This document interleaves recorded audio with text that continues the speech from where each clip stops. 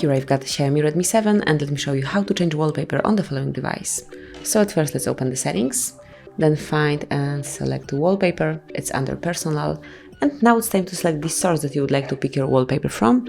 You can choose one from your local photos, recently used and also pre-installed, so let me pick the last album, and now just pick the photo that you would like to cover your screen with, maybe the cup of coffee, and then tap on apply.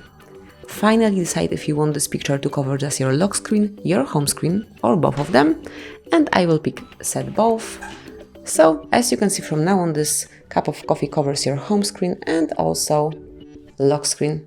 So this is it, that would be all. This is how you can refresh your display in Xiaomi. Thank you for watching, please subscribe our channel and leave the thumbs up.